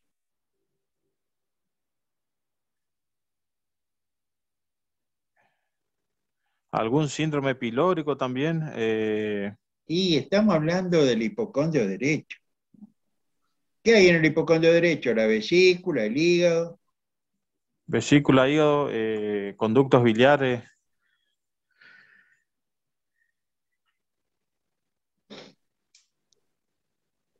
Bueno, por ejemplo, un cólico biliar, un cálculo ahí en el colédoco, puede dar dolor. Una colecistitis puede dar dolor. Dijimos un hígado en acordeón, el hígado congestivo de causa cardíaca. Un tumor hepático, una hepatitis. Sí. Bueno.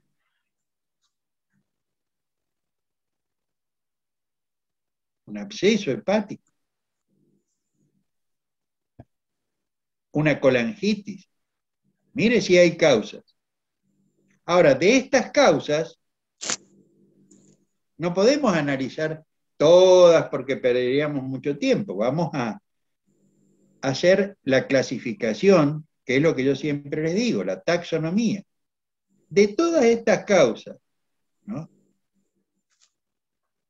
¿Cuál es el otro signo o síntoma que aparece? La fiebre.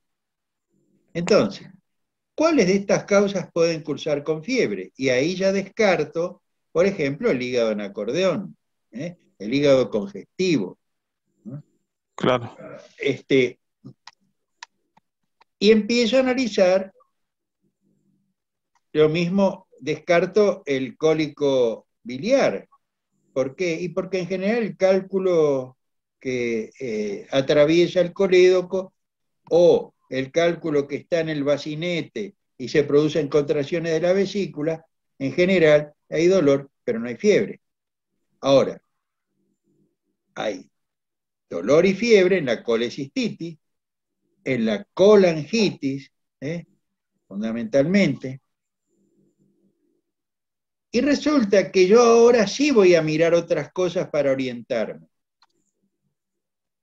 Al ingerir frituras presenta dolor en el hipocondrio derecho, náuseas y vómitos. Esto me está hablando un poco de la vía biliar, de la vesícula.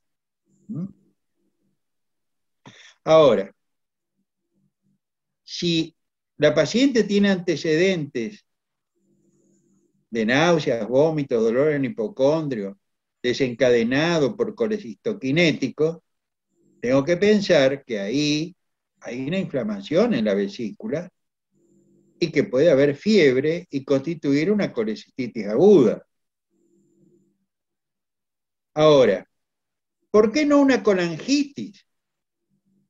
Y si fuera una colangitis, la paciente tendría que estar histérica, tener un síndrome coledociano, es decir, una bilis estancada, una bilis que es el caldo de cultivo y que no circula, porque hay una coledocolitiasis y hay un síndrome coledociano y está histérica, y ahí sí sería la famosa triada, ¿se acuerdan? Ictericia, fiebre en picos y dolor en el hipocondrio derecho. Pero ella, descartamos la colangitis porque no está histérica.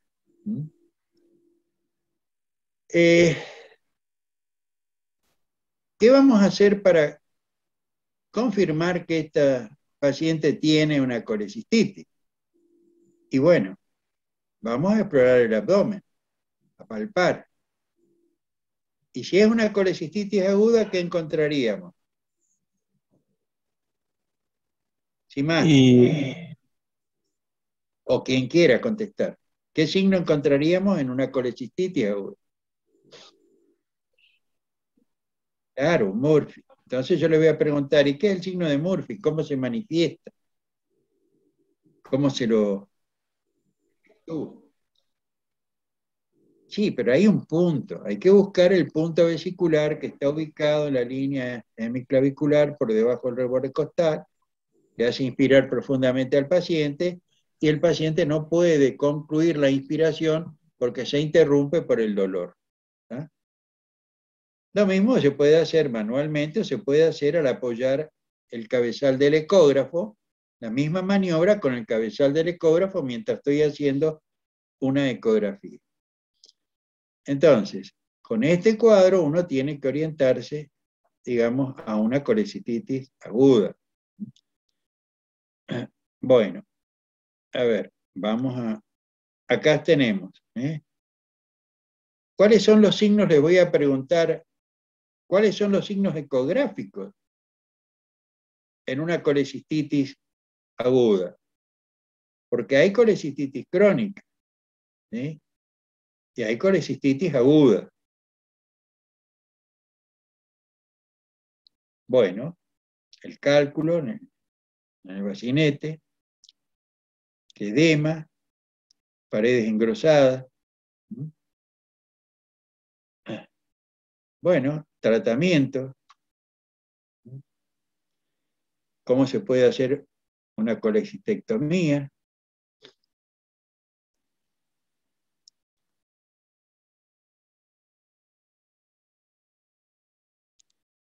Bueno, acá es una paciente, pero que tiene ictericia, orina oscura, materia fecal clara, tiene un síndrome coledociano.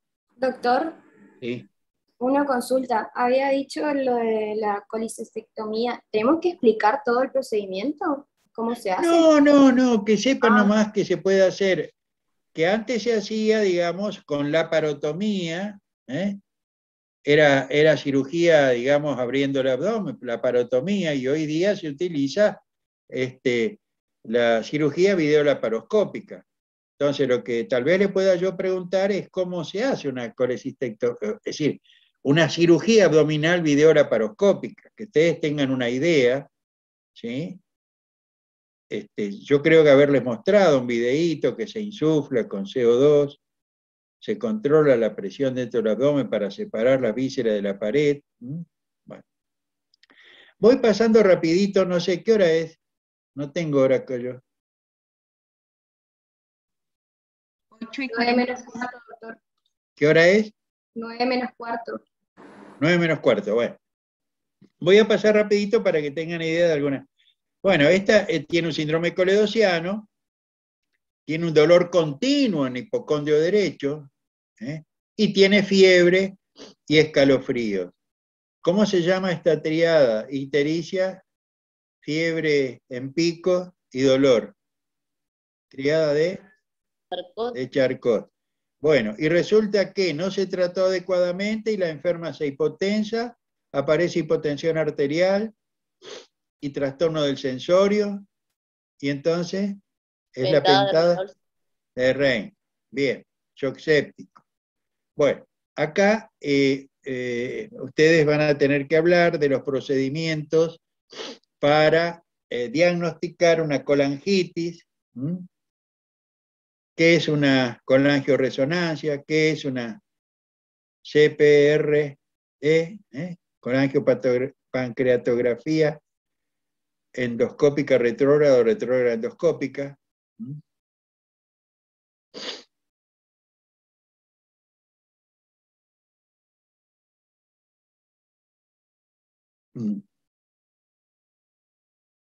¿Qué se ve en este procedimiento? ¿Qué me interpretan esta imagen? Es una imagen endoscópica. ¿Sí? ¿Qué zona es esta? La papila. ¿Dónde desemboca el colédoco? Si hay una colangitis, ¿qué tipo de material es este que sale? Pus. ¿Y esto? Está extrayendo un lito. Bien. Bueno, esta es una paciente gestante de 8 meses, hematoma, ictericia, edema. Esto es una patología del embarazo. Por ahí uno le puede preguntar, dígame,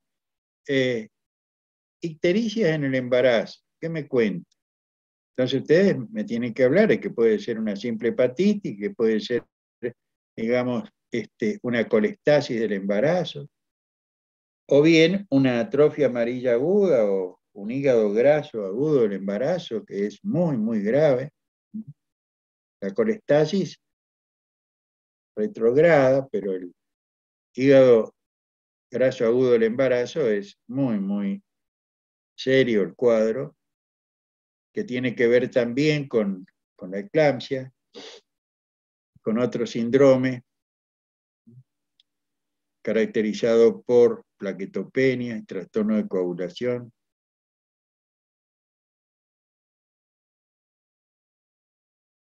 HELP.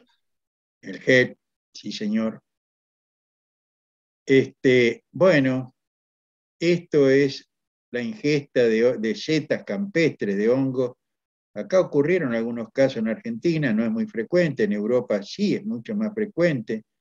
Gente que no conoce, digamos, y va y ingiere hongos tóxicos, como la manita faloide, que puede provocar una insuficiencia hepática aguda, fulminante. Entonces ahí vamos a hablar un poco de insuficiencia hepática aguda y crónica. Trasplante hepático. Acá, a ver, le vamos a preguntar a Flores Sampaio. ¿Está? Flores Sampaio. Sí, profe.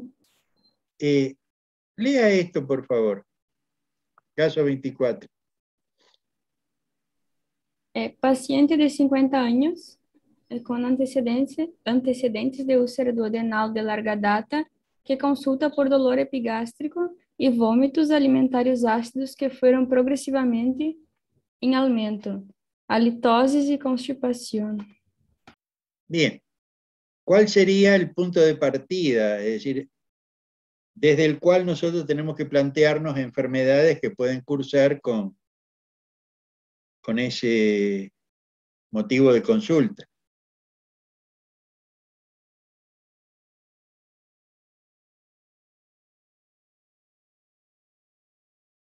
Y bueno, es fácil.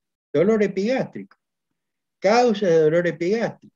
¿Es para decir Y entonces, diagnósticos diferenciales, profe? Claro, es decir, nosotros lo que tenemos que hacer siempre es tratar de hacer un diagnóstico presuntivo.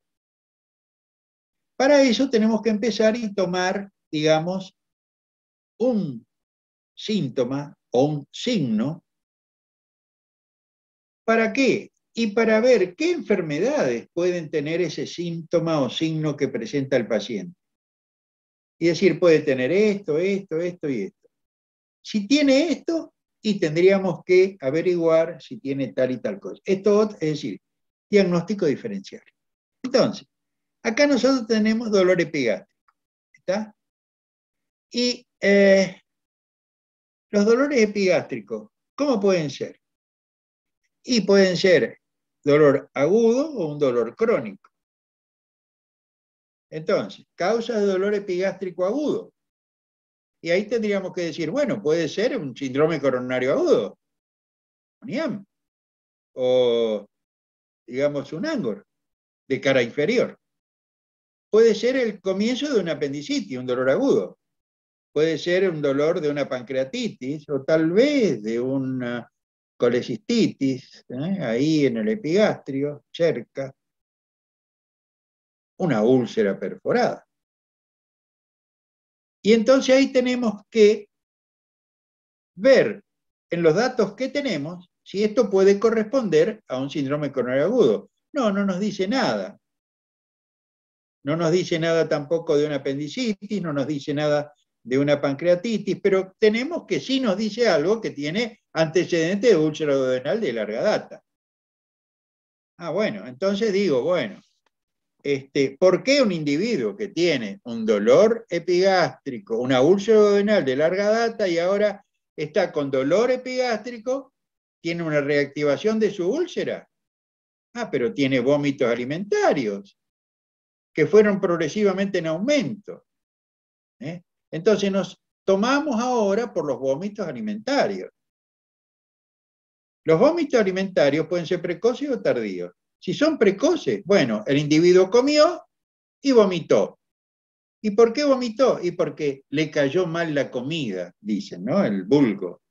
Bueno, es decir, hay una intolerancia en ese momento y hay un reflejo del vómito. Es decir, lean un poquitito por qué un individuo vomita. Y bueno, causas de vómito, y hay muchas causas de vómito. Pero si justo el vómito se dio cuando el individuo terminó de comer, y bueno, el vómito en vez de ser líquido es alimentario. Pero una cosa es el vómito tras la comida y otra cosa es un vómito donde hay residuos alimentarios, es decir, vómitos tardíos, alimentos retenidos en el estómago. Halitosis y constipación. Esa halitosis también se presenta en este cuadro, que yo lo voy a confirmar o la sospecha por la palpación del abdomen. Voy a encontrar que al cambiarlo de decúbito, hay como un chapoteo gástrico, y en una radiografía con contraste me aparece este estómago dilatado, un estómago en palangana. Y si hago una endoscopía voy a encontrar en la zona del píloro dematizado, hay una obstrucción pilórica, es un síndrome pilórico. Vómitos alimentarios ácidos y tardíos, que en general es un poco la clave, el tipo de vómito. Por eso entonces tenemos que analizar, podríamos comenzar planteándonos vómitos. Vómitos. Y ahí hacemos la clasificación de los vómitos. Bueno, es un tema. Hay que leer vómito esta noche también. Bien. Y acá lo que se puede llegar a preguntar es ¿qué consecuencia puede tener el síndrome pilórico? Es decir, y causa el síndrome pilórico. Puede ser neoplásico, puede ser úlcera, cicatriz de una úlcera duodenal. Y hay otras causas, digamos, también de síndrome pilórico del adulto. En el recién nacido está la hipertrofia del píloro. Eso no se pregunta porque en neonatología no. ¿Y qué consecuencia? Y la desnutrición, la deshidratación y los disturbios hidroelectrolíticos. Hipocalemia, es decir, potasio bajo, una alcalosis hipoclorémica, desde el punto de vista ácido-base. Bien, y el tratamiento es quirúrgico. A veces puede colocar un stent o a veces hacer una piloroplastia. Bueno,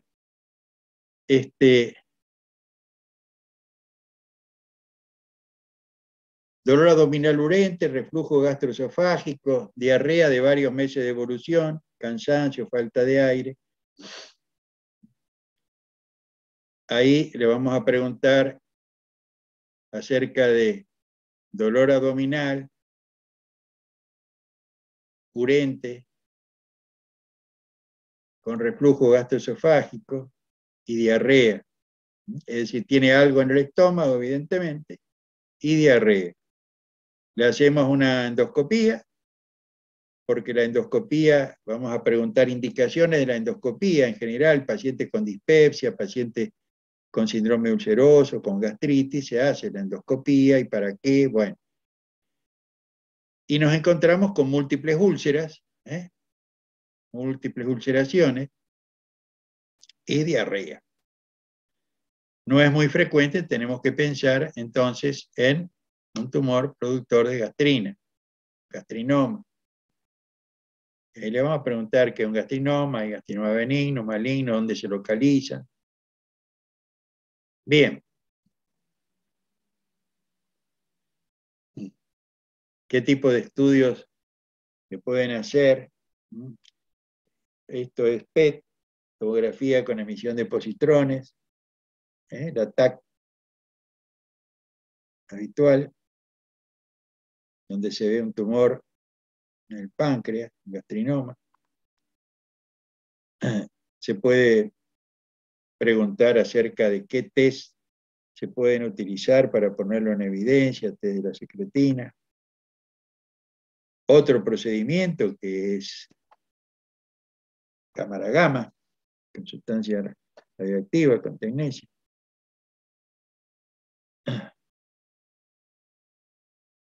Dice gammagrafía del receptor de somatostatina con indio, en este caso. Bueno, no se le va a preguntar esto, pero... Bueno, un dolor abdominal agudo, súbito, con un abdomen con defensa. En una radiografía de tórax se observa esto debajo del diafragma.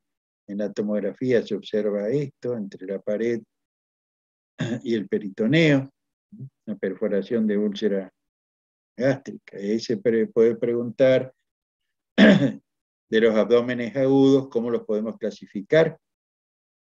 Abdómenes agudos perforativos, abdómenes agudos vasculares, abdómenes agudos inflamatorios. Bien, bueno, vamos a dejar de compartir.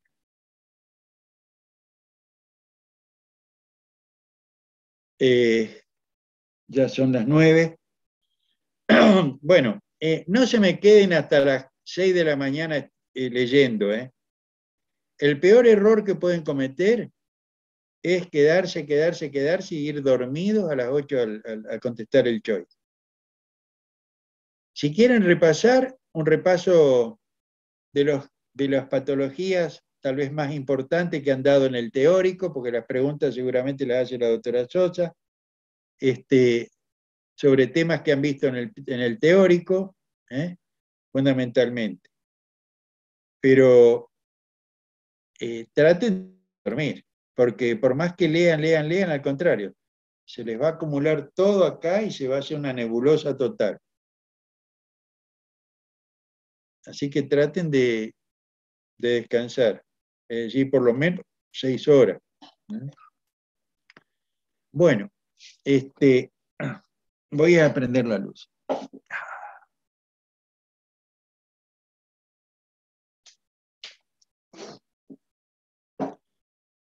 ¿Alguna pregunta?